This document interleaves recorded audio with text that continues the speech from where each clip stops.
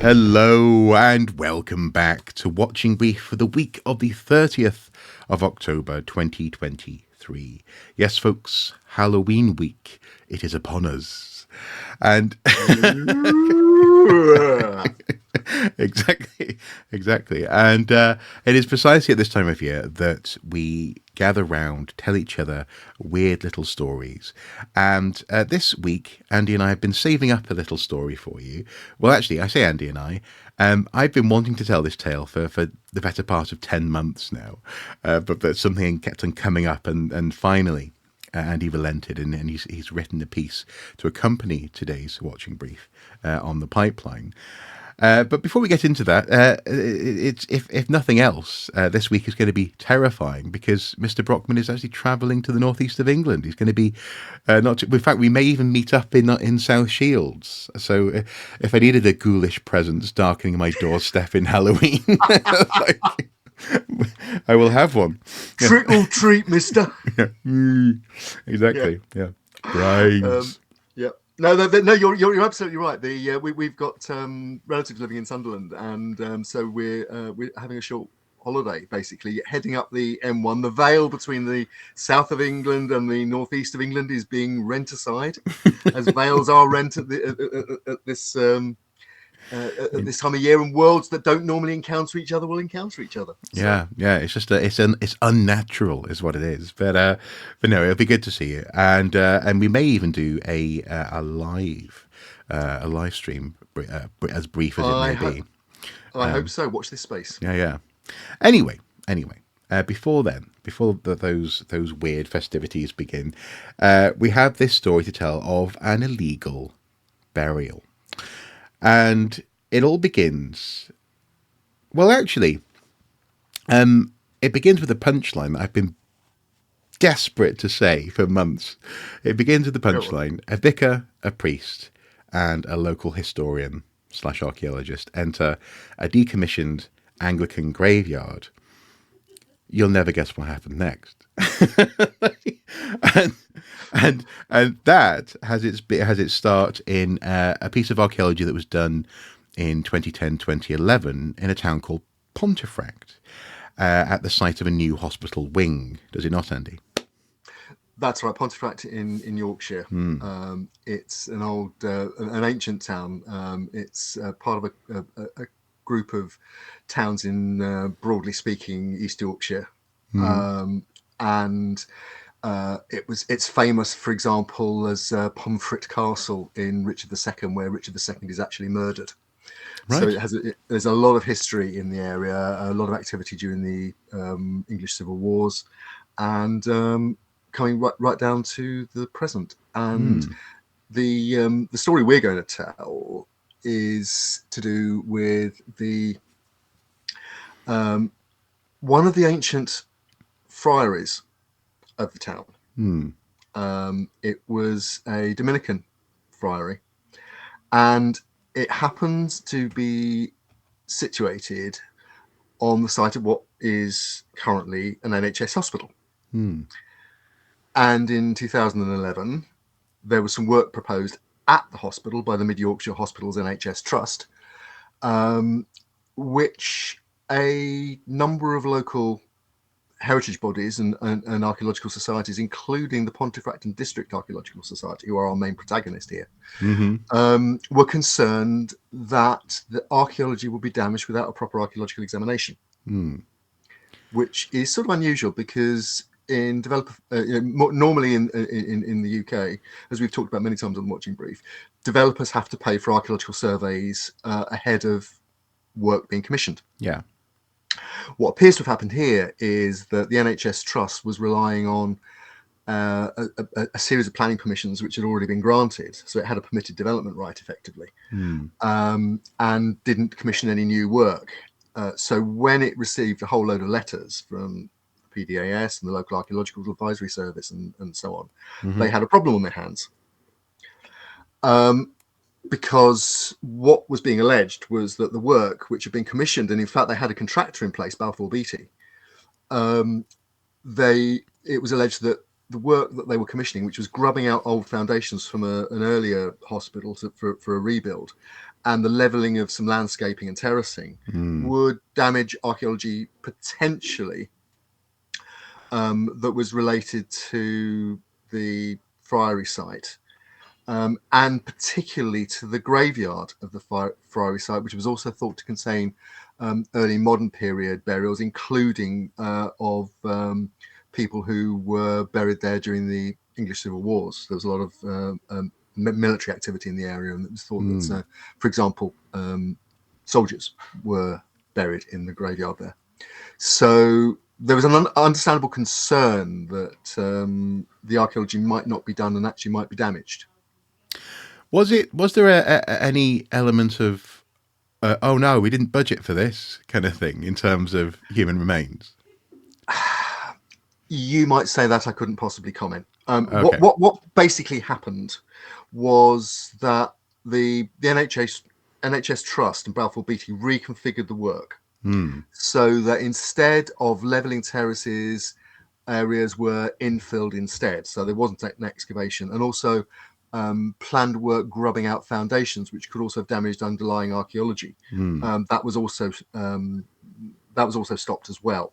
Okay. So in the end, what was left was an area of the graveyard, or the suspected graveyard, which wasn't actually threatened by the development. And what, again, appears to have happened as a result of that was the West Yorkshire Archaeology Advisory Service put together a project design with the Pontefract and District Archaeological Society to undertake what's described in the project design as a community archaeology project on the site of the graveyard. Yeah, and this is doing that archaeology essentially with voluntary and enthusiastic local help.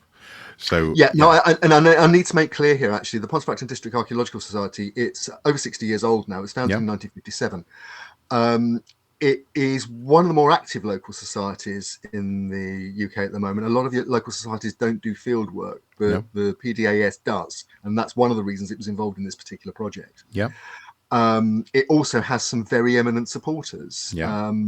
The president is the founder director of the York Archaeological Trust, Peter Adman CBE, one of Britain's most famous archaeologists. And people might, I mean, you know very well the Jorvik site, which happened on his watch in York. And its current vice president is Tony Wilmot, who's a senior archaeologist with Historic England.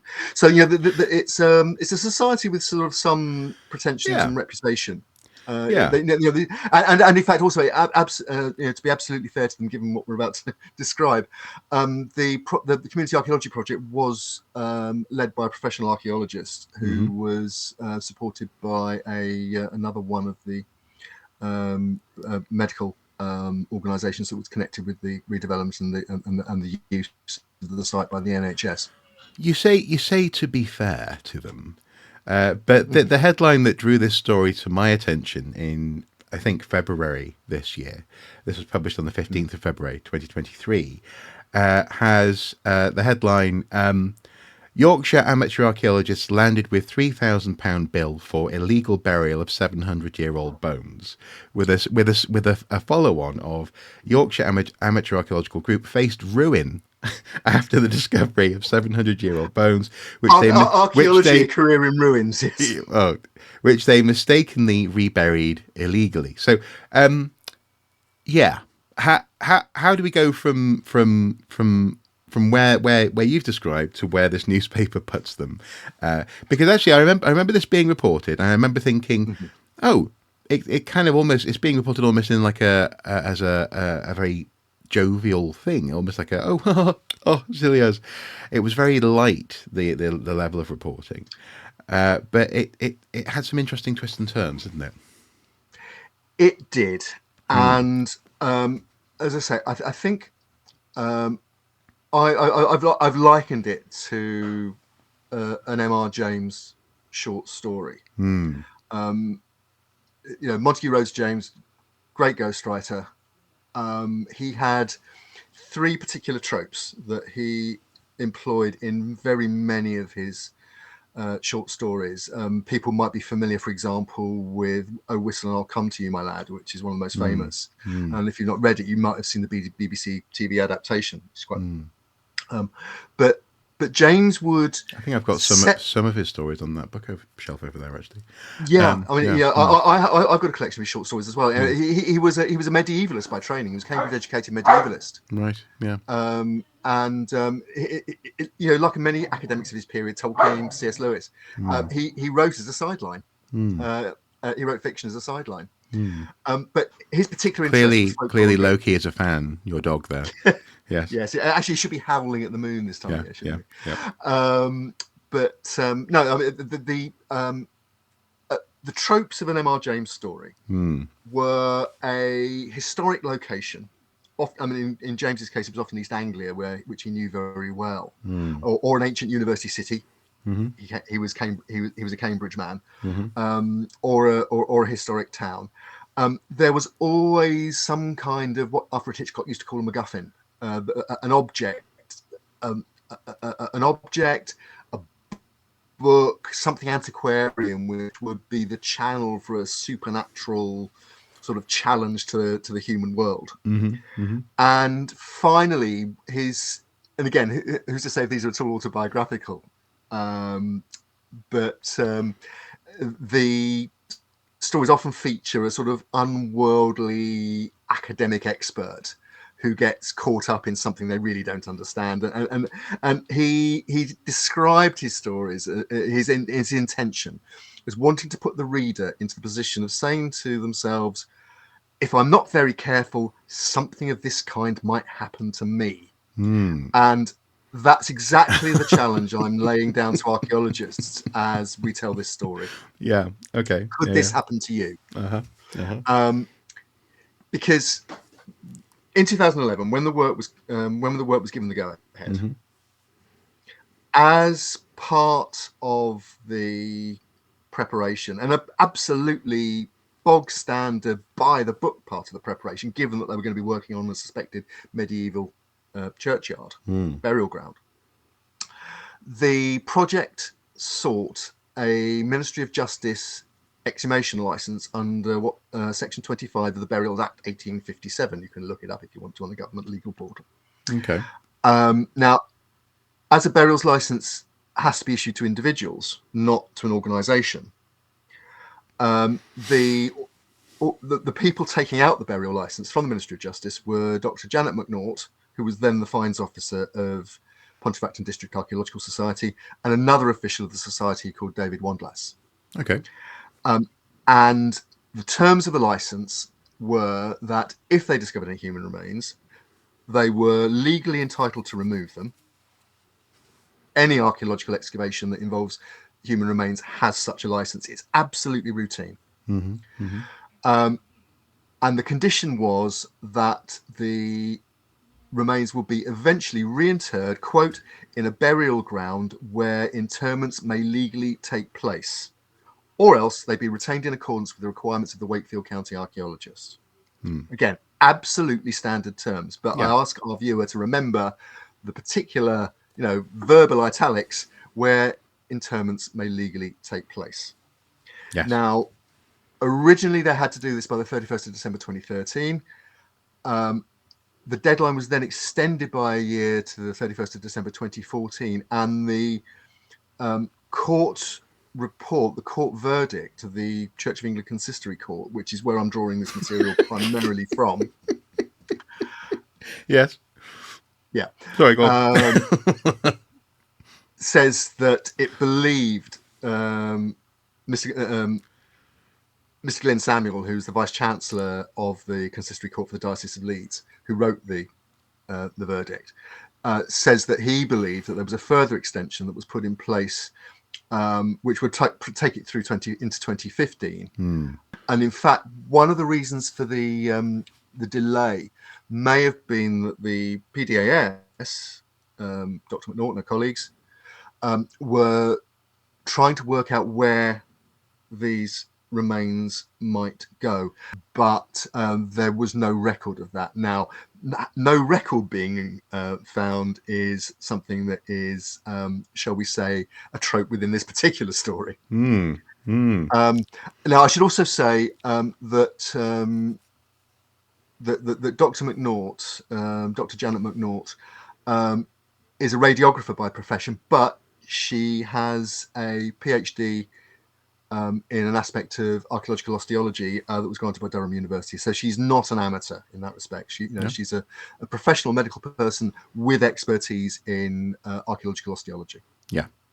Now, the reason this all came to light is because the new priest in charge of Church of All Saints, where this burial took place, in Pontefract, Reverend Canon, in Pontefract, the Reverend Canon June Lawson, when she took over the parish, she was in early 2022. She was sent an email by the Pontefract and District Archaeological Society asking for permission to place a memorial stone on the site of the reburial. The reburial of two partial sets of human remains from the Friary excavation, which had been excavated, and one male, one female, and they have been carbon dated as part of the post excavation to the mid to late 14th century.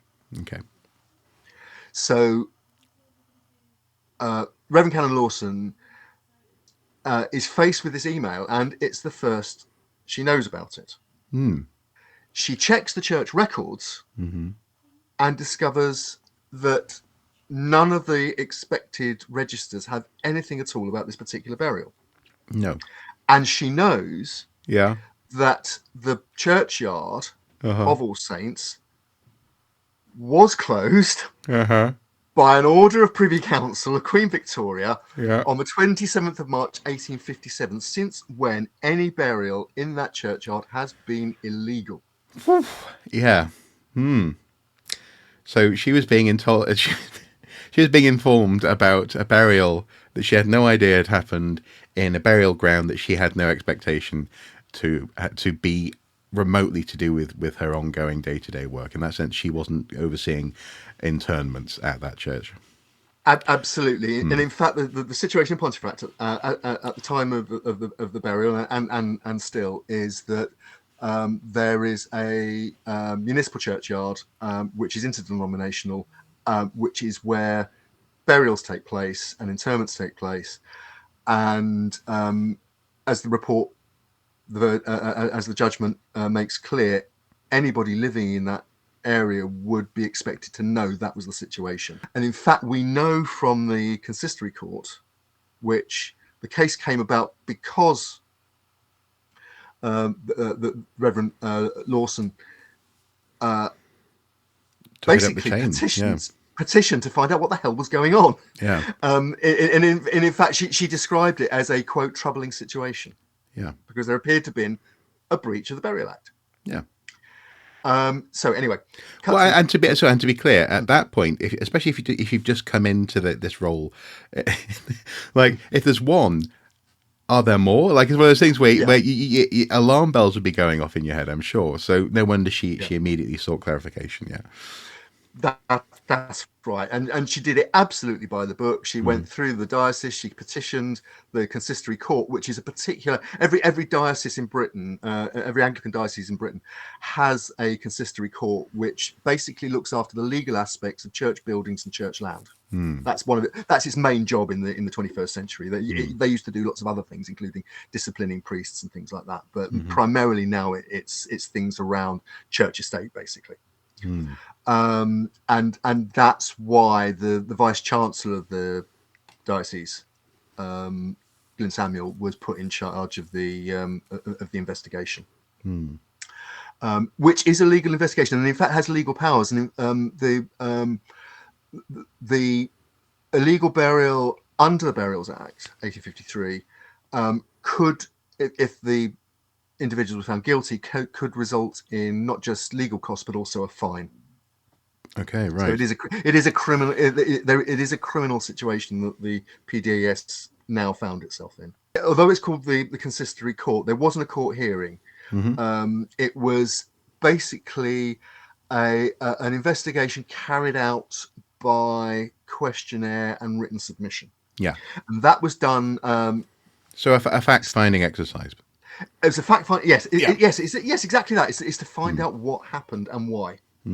And Miss Samuel said quite clearly again in the judgment that this was done to save on costs and to treat the situation proportionately and fairly. Okay. Yeah. Now, so there's no adversarial proceedings. There's no cross-examination of witnesses. No. But even so, it's pretty clear from the narrative that he lays out from the written submissions of the various witnesses what actually appears to have happened. What appears to have happened is that PDAS had this burial license. They had a condition which they had to fulfill. The skeletal remains of these two people, one male, one female, have been carbon dated, presumably, and recorded. So there was, and the decision was that they were going to be reburied, reinterred.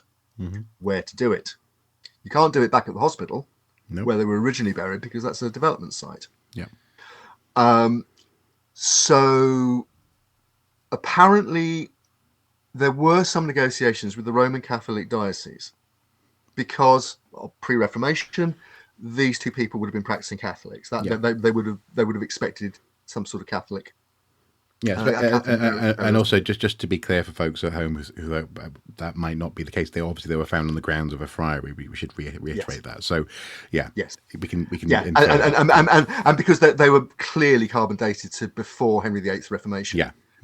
There's no question that they would have grown up in a Catholic environment. Yeah, and would have, and they and the people who buried them would have expected to follow a Catholic liturgy. Yeah.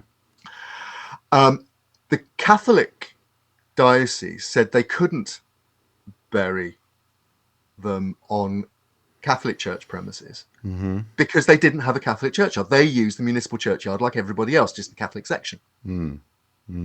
So they politely declined to take the matter on. Accede to the request, take the matter on, absolutely. So what next to do? Now, what appears to have happened is that a junior member of the clergy at All Saints, called the Reverend Harry Merrick, appears to have been known to WDAS and was clearly part of the local church community because he reached out to a Catholic priest, Father Simon Lodge, from a nearby Catholic church. And the upshot of this was that at the suggestion of Dr. McNaught, that the remains were buried in the site of a 2006 excavation trench in the churchyard of All Saints. And the brief ceremony was officiated by the Reverend Merrick and Father Lodge, and in fact, Lodge and that Father Lodge is Catholic. That's right. Yes. Right. Okay. Yeah. And in fact, he said part of the Catholic liturgy. He said an Our Father in Latin and a Hail Mary and a Glory Be. Our Catholic viewers will understand what those are. For the deceased, it only took a few minutes. There's no bells and whistles and smells. No. It's a very simple service, but service it was. And just to reiterate, in the grounds of an Anglican church, in a decommissioned burial ground, even though it was in an archaeological trench, presumably because that ground had already been disturbed. That's right. Okay. Okay. Right. Yeah. Okay. And after that service, on the that brief ceremony on the 27th of March, in March 2015, there nothing happened for nearly 5 years. And then say it is only when the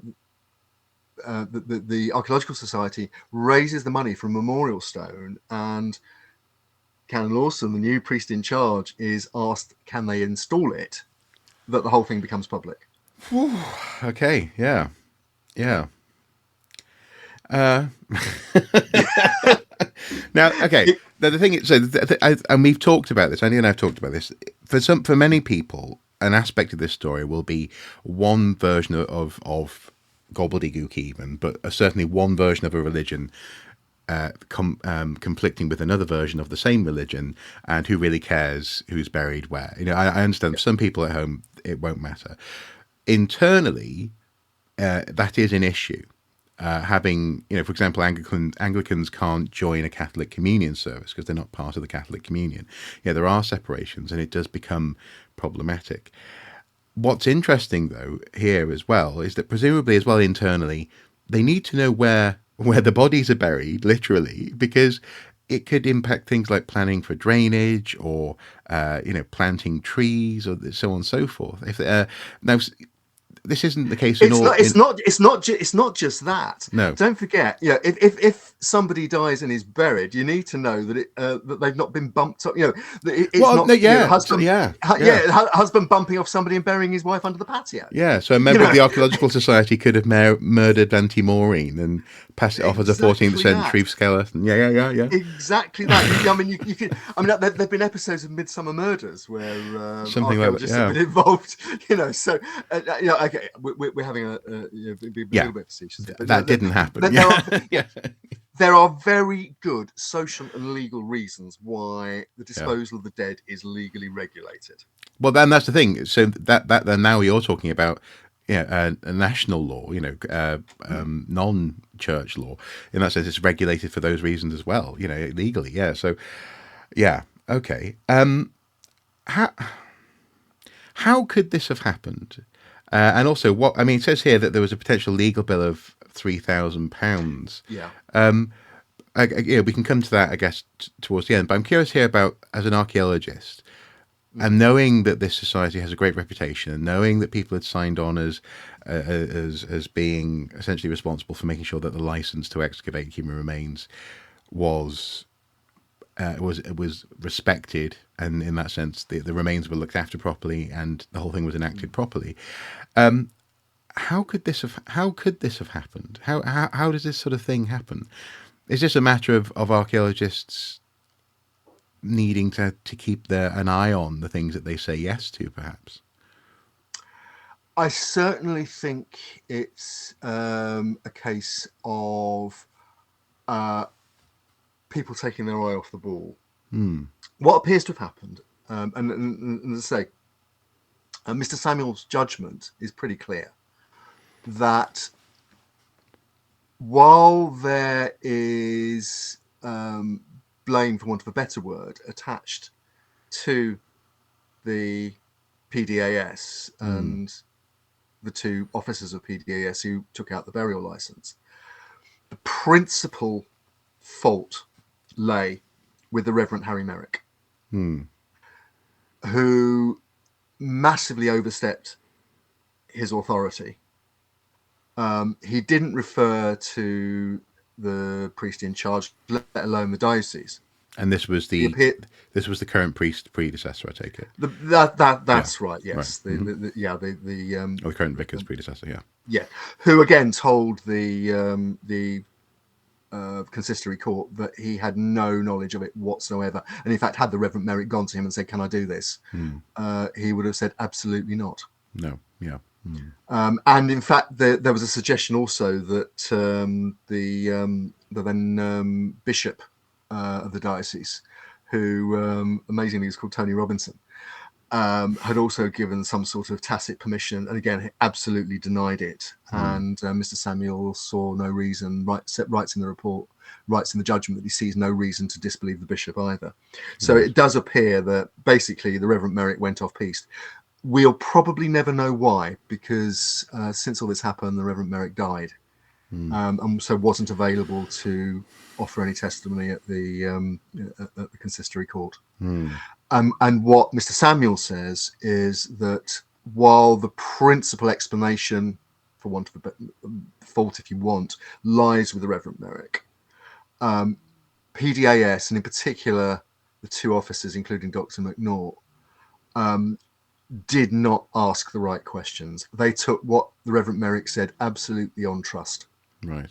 Yeah. And didn't seek a confirmation from the priest in charge of the diocese. Okay. I suppose I can see where that would happen. Yeah, and how that would happen. And what of the legal bill? This £3,000 mentioned in the headline.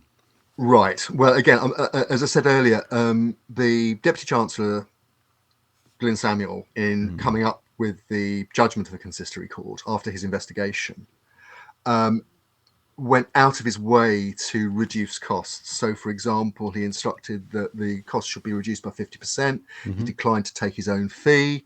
I think there was an awareness that this was a really unusual situation and actually placed PDAS in a really difficult situation, potentially financially as well. Oh, I see. Because these costs would be paid by the guilty party if they were found guilty. Absolutely, yes. Right, The cost support, as in any legal case, that if you lose, you pay the other side's costs or a portion of them. Yeah. As the court adjudicates. Now, as I say, in this case, for the Consistory Court, Glyn Samuel went out of his way to reduce the cost, but they were still, even after that, they were left with a substantial bill, and there was also a problem with the with what to do, because the Consistory Court found that the burial was illegal. So not only are the PDS facing costs, there's still an issue about what to do with the remains of the two individuals. Yeah. In fact, the British legal system is a wonderful thing in that it's infinitely flexible. And the original problem was because of an order made in council that closed the churchyard back in the 19th century. One of the first decisions made by the Privy Council early in the reign of King Charles III, who's famous for his interest in matters of faith, was that, quote, from the minutes of the Privy Council of the 12th of October 2022, the burial may now be allowed of the unknown human remains from the 1340s to the 1390s, exhumed from the former St. Richard's Dominican Friary at the then disused Pontefract General Infirmary within the burial ground of All Saints Churchyard, Pontefract, West Yorkshire. Wow. Talk about specific. Yeah.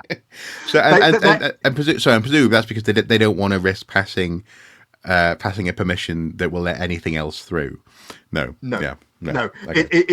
It's really interesting because it is absolutely specific. It's a specific order in council to respond to the effects of a previous order in council 150 years earlier.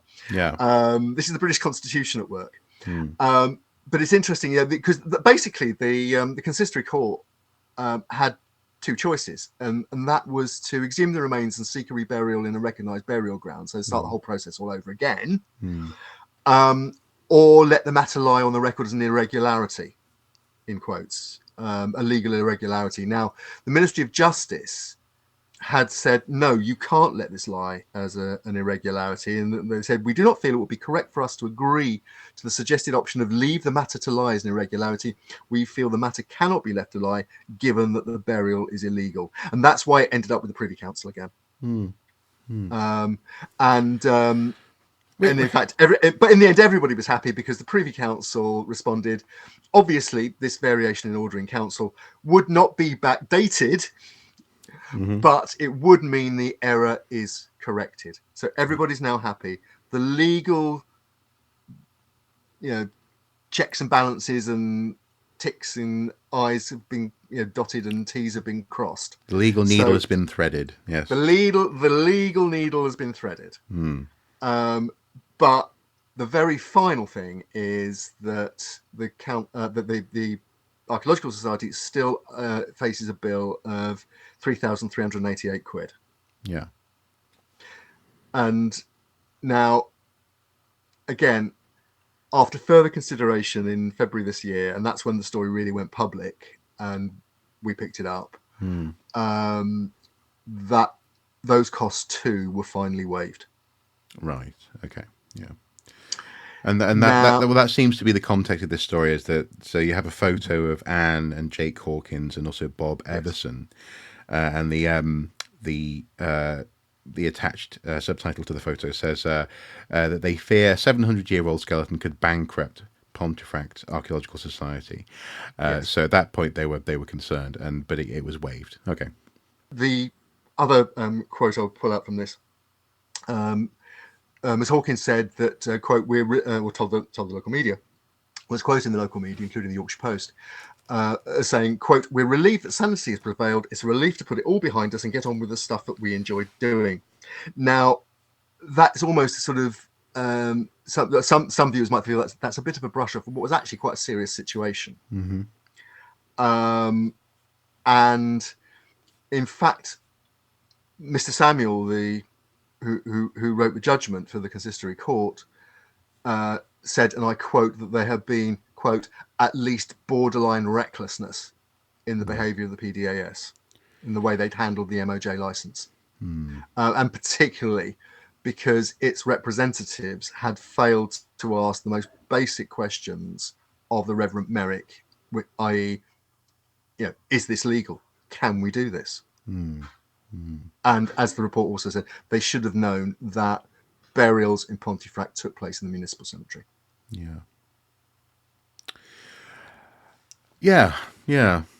It's also worth just saying, as a side note, keen-eyed observers may note in the photo of the members of the society that the church appears to be in ruins behind them.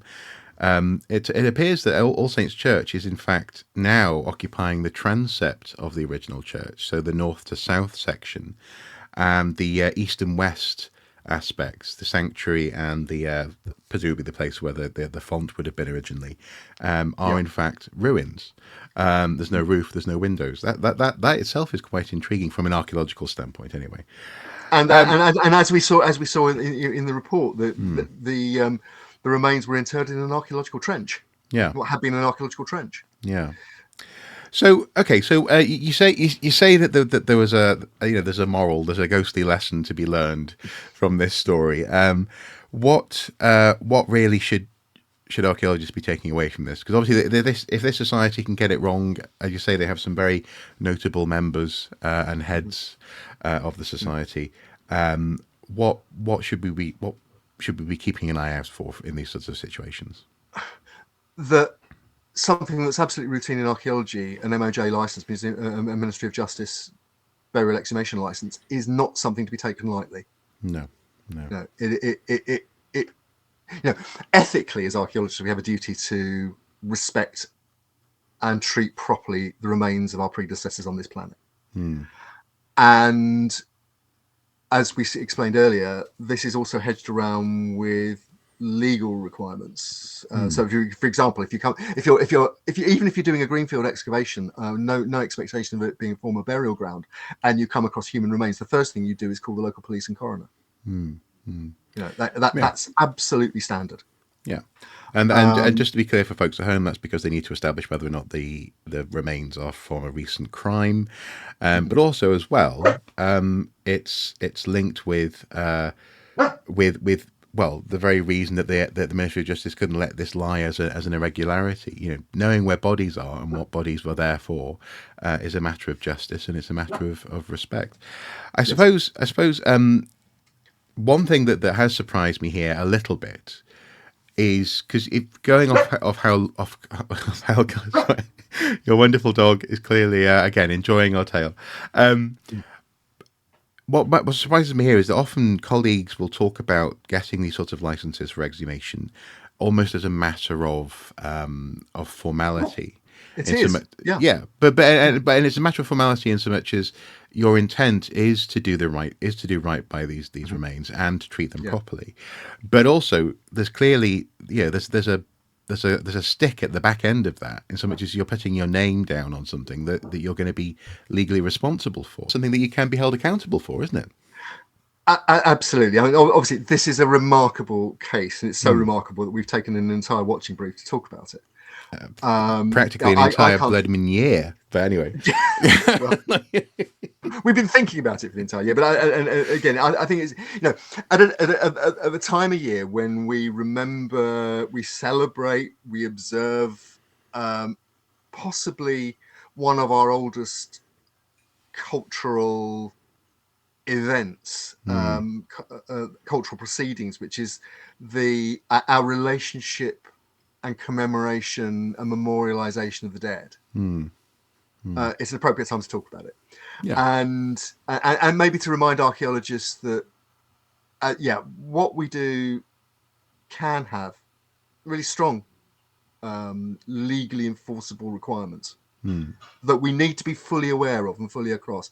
Now, you could argue that maybe the Ministry of Justice is a bit too hands-off on this and should maybe either check itself that burial licenses are properly fulfilled, or give that job in a situation with when it's given to an archaeological unit, to the county archaeologist or something like that, to ensure that the work, the homework's marked, basically. I'm sure the county archaeologist would really thank you for that, Andy. Yes. But you're right. You're right. It's happened once. It could happen again. How to stop it happening again? Because basically, okay, the whole thing was handled with, I think, great sensitivity by Mr. Samuel and the Consistory court. And